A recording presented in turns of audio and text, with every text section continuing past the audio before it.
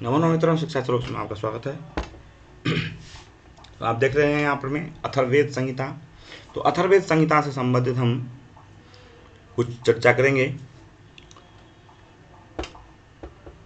बिल्कुल point two point चलेंगे जैसे इससे पहले हम लोग किए हैं। अथर्ववेद का ऋतु है ब्रह्मा, उधर हो गया आपका क्या, तो होता अध्वर्यु ब्रह्मा, होता अध्वर्यु उद्गाता और ब्रह्मा, तो यह अथर्ववेद है। तो चौथा है तो ब्रह्मा हो गया। और अथर्ववेद का देवता हो गया आपका क्या, सोम, तो बताए थे। तो सोम,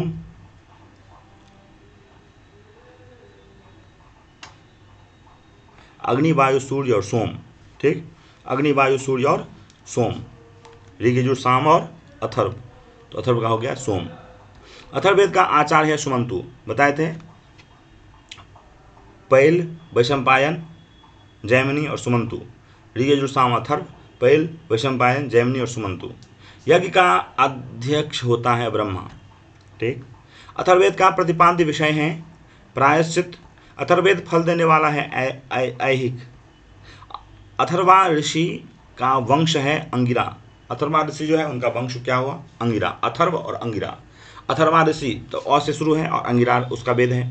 वेदत्रयी है पारलौकिक फलों के दाता। इससे पहले भी हम चर्चा किए हैं, वेदत्रयी क्या है, पारलौकिक फलों को देने वाला।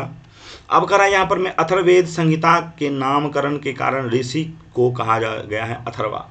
अथर्ववेद संहिता के नामकरण के कारण ऋषि को कहा गया है अथर्वा। तो ये ध्यान रखना है कि अथर्ववेद, अथर्वा, अथर्वा ऋषि। चलिए, अथर्ववेद के अन्य नाम हैं आंगिरस वेद, अथर्वांगिरो वेद, ब्रह्मवेद, क्षत्रवेद, भृगवंगिरो वेद, भैषज वेद, छंदोवेद, महिवेद इत्यादि। उसके बाद देखेंगे अथर्ववेद का प्राचीन नाम है अथर्वांगिरस, अथर्वांगिरस। पतंजलि के अनुसार अथर्ववेद की शाखा है 9। तो हो गया कितना कितना, 21, 100, 1009, 21, 100, 1009। ध्यान रहे क्या क्या, 21, 100, 1009। नवधा थर्वनो वेदः, ठीक है। चलिए, अब करा यहाँ पर में क्या क्या हो गया, फिर से एक बार बोल लीजिए, देख लीजिए। 21, 100, 1009, 21, 100, 1009। चलिए, अब उसके बाद नेक्स्ट में अथर्ववेद की उपलब्ध शाखा हैं 2, शौनक और पैपलाद। अथर्ववेद की सर्वाधिक लोकप्रिय शाखा है शौनक शाखा। अथर्ववेद का एकमात्र ब्राह्मण है गोपद ब्राह्मण। अथर्ववेद में नहीं है आरण्यक कोई। अथर्ववेद में उपनिषद है 3, ब्रह्म प्रश्नोपनिषद, मुंडकोपनिषद और मांडुक्य उपनिषद। अथर्ववेद की एकमात्र शिक्षा है मांडुकी शिक्षा। अथर्ववेद में प्रातिशाख्य हैं 2, शौनकीय प्रातिशाख्य, अथर्ववेद प्रातिशाख्य 2 हो गया। अथर्ववेद का स्रोत सूत्र है वैतान। अथर्ववेद का गृह सूत्र है कौशिक। अथर्ववेद में नहीं है कोई धर्मसूत्र। अथर्ववेद में नहीं है कोई शुल्ब सूत्र। शौनकीय शाखा में कांड है 20। शौनकी शाखा में, अथर्ववेद की शौनकी शाखा में कांड है 20। शौनकी शाखा में सूक्त है 730। अथर्ववेद का सबसे बड़ा कांड है 20वां कांड। अथर्ववेद का सबसे छोटा कांड है 17वां कांड। अथर्ववेद में मंत्रों की संख्या है 5, 7, 8, 9, मतलब 5987। 5 इधर देखेंगे, 7, 8 और 9 दहिना से, 5, 7, 8, 9, 5987 मंत्र हैं कुल। 20 अथर्ववेद में सबसे छोटा कांड है 17वां कांड। टोटल 20 कांड हो गया, ठीक है। कितना हो गया, अथर्ववेद का सबसे बड़ा कांड है 20वां कांड और सबसे छोटा कांड हो गया आपका 17वां कांड। 17 और 20 टोटल कांड कितना है, तो 20। टोटल मंत्र कितना है 5987, ठीक है। चलिए, 20 और 17 ध्यान रखना है। 20वां कांड सबसे बड़ा है, जो लास्ट है, लास्ट वाला सबसे बड़ा होता है, ठीक। तो लास्ट वाला सबसे बड़ा होता है 20 और उससे 3 कम कर दीजिए तो 17 हो गया। 17 3 20, तो 17 हो गया आपका। तो यहाँ पर में 17वां हो गया सबसे छोटा। चलिए, नेक्स्ट में अथर्ववेद के उपवेद हैं 5, सर्पवेद, पिशाच वेद, असुरवेद, इतिहास वेद, पुराण वेद इत्यादि। अब इनमें से प्राप्य उपवेद हैं 2, इतिहास वेद और पुराण वेद। अथर्ववेद की शाखाओं की संख्या है 9। पैपलाद, स्तोद, तौद, मोद, सौनकीय, जाजल, जलद, ब्रह्मवेद, देवदर्श, चारण वैद्य इत्यादि। अथर्ववेद का 15वां कांड कहलाता है व्रात्य कांड। चारण वैद्य शाखा है अथर्ववेद की। अथर्ववेद के